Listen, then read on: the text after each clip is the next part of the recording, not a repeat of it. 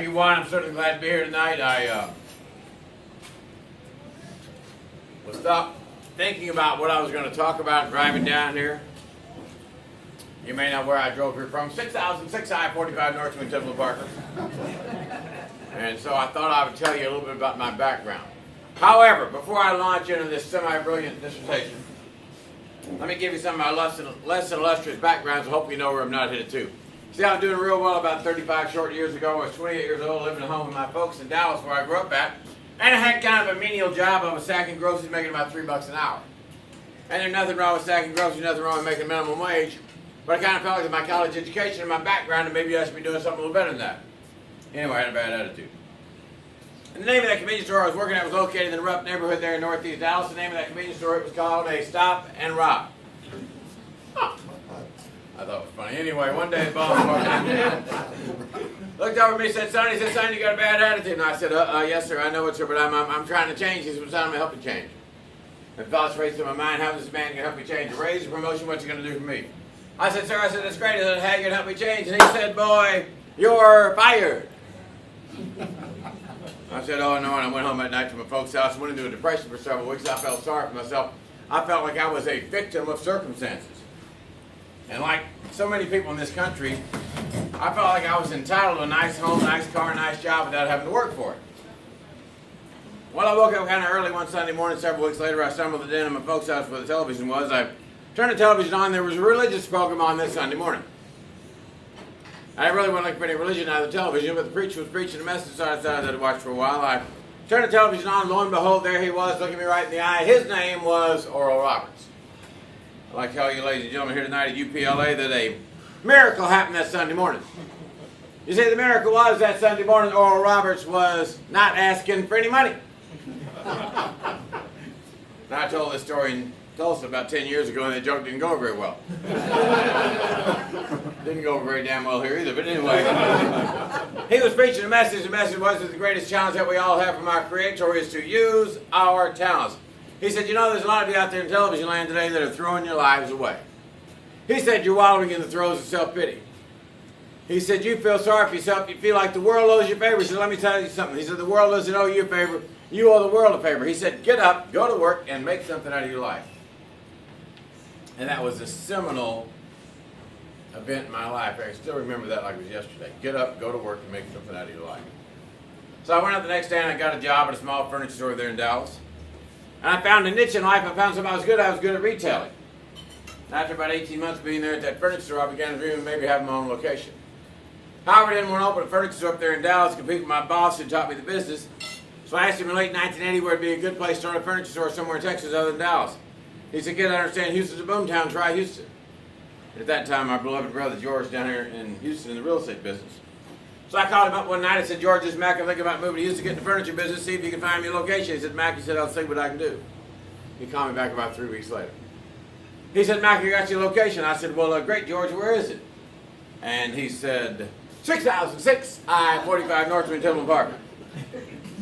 I said, "Hey, that sounds like a good deal." I said, "Sign me up." So he did, and I went out to dinner that night. My little girlfriend, her name was Linda, she'd moved through all my ups and downs. She got in the car that night, I was all excited.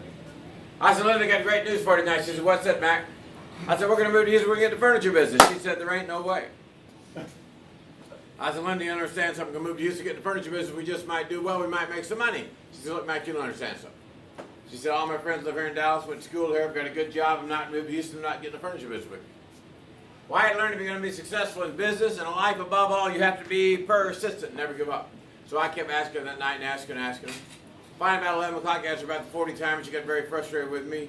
She slammed her hand down the dashboard and said, "I'll tell you what, Mac." She said, "I'll move to Houston, I'll get the furniture business with you, but you're going to have to marry me first." And I got to thinking to myself, this woman is putting me on a difficult decision. But then I came up with what I consider to be an entrepreneurial brainstorm. I thought to myself, where else can I get an employee this cheap? I said, So we moved to Houston in April 1981. We only had $5,000. And all of her friends, neighbors, and relatives, they said we'd never make it. We were undercapitalized, didn't know anybody in Houston in the furniture business, had no banking context, and they gave us lots of reasons why we were going to fail. But we had one great big unfair advantage, and that advantage was called desire. I firmly believe you can do anything you want to do if you want to do it bad enough. So We came here in 1981 and still in the same location 33 years later. Never borrowed any money, never had a bank loan, never had any investors, and our sales this year will be about $140 million. We have 2 stores. We have 2 stores, the main store on the North Freeway. We have a store at Post Oak and Westheimer, and we have some more property that we own on Grand Parkway in Richmond, Texas, between Sugar Land and Katy. That store will open before the first of the year. That'll be the biggest store we have. So we have 3 retail stores and a booming internet presence as well. So we've been successful in the furniture business. Why have I been successful in the furniture business? Number one reason I've been successful in my career and my wife has been successful is because of our wonderful parents. When I was in junior high and high school and college, my parents provided me with something much more valuable than cars, clothes, computers, or money. They provided me with values, virtues, and principles. Cars, clothes, and computers, and money are temporal. They're here today and gone tomorrow. Values, virtues, and principles, however, they stay forever. My mother taught me the value of something called a work ethic. She said, son, if you want something done, go do it yourself. My father taught me how to be persistent. My father taught me how to dream. Most of all, my father taught me how to never give up. I'm not the smartest guy around, but I do have a world-class work ethic. And I'm firmly convinced, as is a order of Catholic priest called Opus Dei, that work is the road to salvation. I think work is life's greatest therapy, and the 30 million American adult males who don't have a job are deprived of the greatest joy in life, which to me is the joy of work. Number 2 reason I've been successful in my life is the fact that I did win the lottery. And the lottery I won was better than any $100 million Texas Powerball lottery they advertised on these billboards over on I-45. The lottery I won was I was lucky enough to be able to be born and grow up and live in the greatest country in the world, United States of America, land of the free, home of the brave, and land of opportunity for all of us. And I was even luckier to be in Texas, which is the bastion of free enterprise and a place where you can go where you want to go, do what you want to do, and be what you want to be. Texas is a great place. Number 3 reason we've been successful at Gallery Furniture is because from day one we've been focused on the fact that the customer is the business and the business is the customer. We are not in the furniture business. There's a million stores in this town and internet sites that are in the furniture business. We are in the singular business of delighting customers. I remind myself on the drive into work every day, it's all about the customer, stupid. What can we do to delight those customers? But for all of us, whether you're in the real estate business, the restaurant business, the furniture business, it doesn't matter. How often do you or I see those customers as an inconvenience or an interruption to our workday? I know I do at times. You know, those customers are not an inconvenience or an interruption to our workday. Those customers are the singular reason we're able to get out of bed and go to work every single day, and thank God for those customers. So from day one, we've been focused on customers. Next reason we've been successful at Gallery Furniture is a mantra of innovate or evaporate. I believe the only constant is change, and constant, tumultuous change. So we're always trying to innovate and put ourselves out of business. Ask yourself this question: what can my competitors do tomorrow that would put me out of business? What keeps you up at night? Then the question becomes, if they could do that and put you out of business, why don't you do it yourself tomorrow? So we're always trying to innovate at Gallery Furniture, whether it's through technology, whether it's through new products, new services, and what is the disruptive innovation we can bring to the table that the other competitors can't match. Our original disruptive innovation was same-day delivery. Nobody in the furniture business has ever done same-day delivery. We started that in 1981, and to this day, 33 years later, nobody's matched this same-day delivery. But we need more disruptive innovations. The next reason we've been successful at Gallery Furniture is real simple. Go back to square one and promote. When all else fails, do what made you successful 10, 15, 20, or 30 years ago. What changed? Why did you get away from what made you successful? What made us successful at Gallery Furniture was doing wacky, out-of-the-box commercials, wacky, out-of-the-box promotions to let people know we're different than the average, boring, mundane furniture store. So this past December, we had a very average month for December. Normally December is our best month. We had a very poor month. I was very concerned about the business, so I decided we'd go back to square one and promote. So I came up with this brilliant idea we would do this promotion. And the promotion was, the big Super Bowl game was Denver against Seattle. So the promotion was come out there and buy $6,000 of better worth furniture, and if Seattle wins, you get 100% of your money back. So we thought we'd maybe sell $2 million worth of furniture this promotion, because most people don't buy $6,000 worth.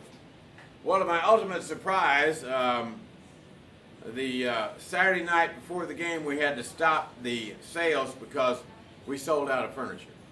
The promotion went for $8 million. So I was I hadn't been able to work out for a week because we've been working 20-hour days out there and all the employees had, so I was on the stairs tapper exercising for 3 hours back in the gym. We were still putting out deliveries. We weren't open Super Bowl Sunday because we had no furniture. And when the employees never came in and told me the score, I knew we were in trouble. And at the end, my wife called me. I said, "What was the score?" She said, "Seattle won 40-8, dummy." And I said, "That's great." She said, "What do you mean it's great?" I said, "We're going to give back $8 million to our customers." So we gave back $8 million to the customers, and we got $35 million in publicity all over the world. $35 million in publicity. The book of the different news stories is that thick. So it was a good promotion. I was asked tonight to talk about my real estate portfolio. My real estate portfolio is fairly limited.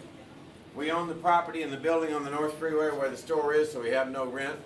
We rent the building at Post Oak in Westheimer. We own 15 acres out there on Grand Parkway where we're building our new store. The new store will be 140,000 square feet, and it'll be a spectacular furniture store. We're looking forward to that. You know, we have to make it spectacular, otherwise people will stay home and buy it, you know, from Amazon in their underwear. So we got to make it a reason for them to come to the store, so it has to be spectacular.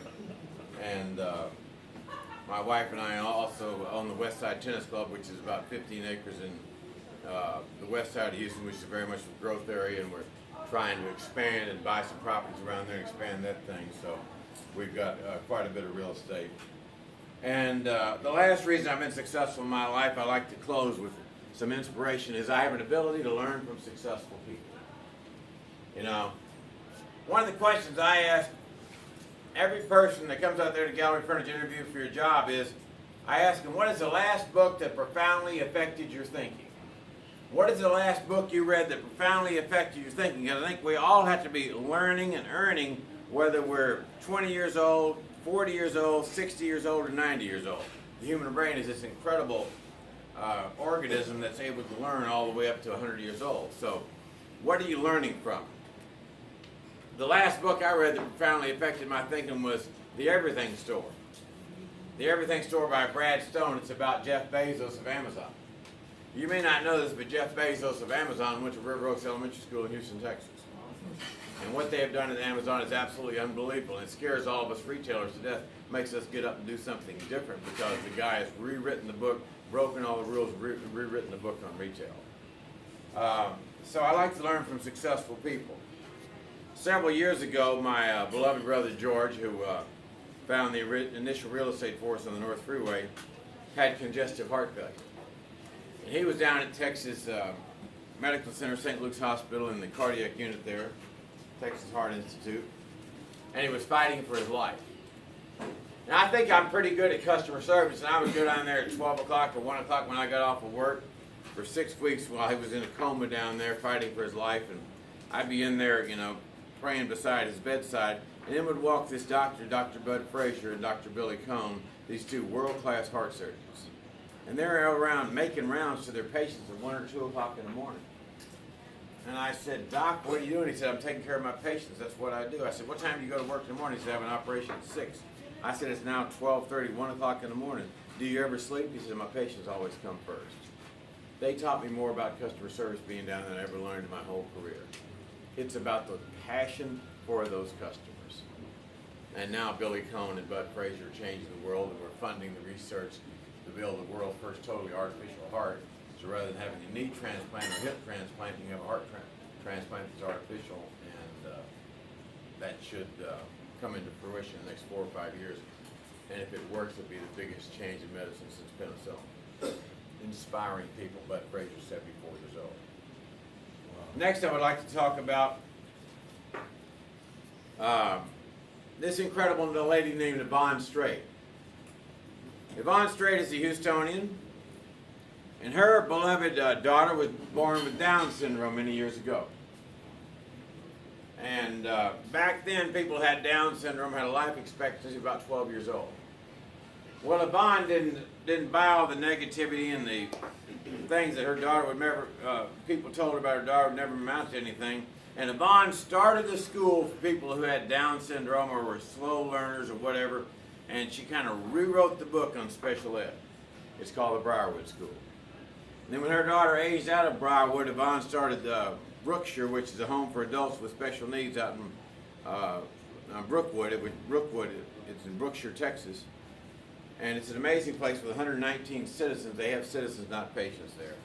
And every citizen there has a severe learning disability. They may have had Down syndrome, or they may have been in a traumatic car or motorcycle accident, but they're mentally impaired.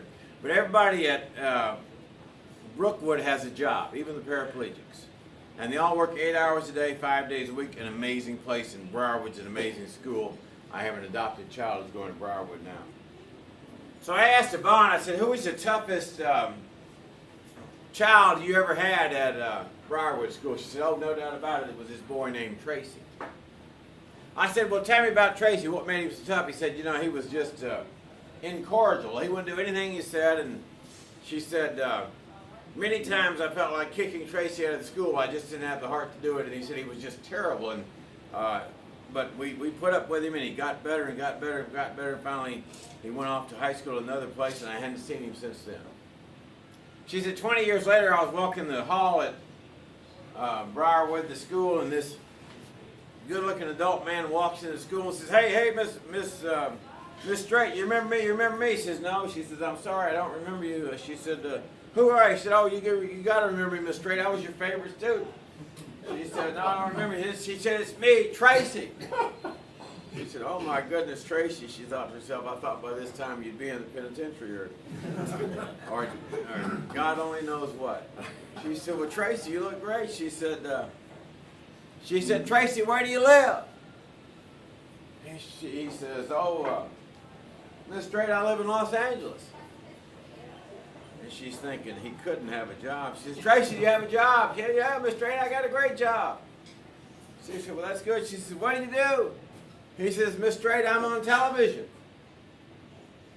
You never seen my show? She said, no, I'm sorry, I don't watch television. What show are you on? I said, oh, Miss Straight. He said, I'm on this TV show called Cheers. She said, well, what do you do, Tracy? He said, I'm the bartender. His name is Woody Harrelson. Change the environment, change the brain, change the behavior. And this amazing woman, Yvonne Straight, has more energy than me and you put together. She's 84 years old and still changing the world. So the challenge of all of us is we buy a lot of Amish furniture because we believe in solid wood furniture made in America. We really do. I think if we're going to sell things, we've got to have people who have good paying jobs that can buy our product.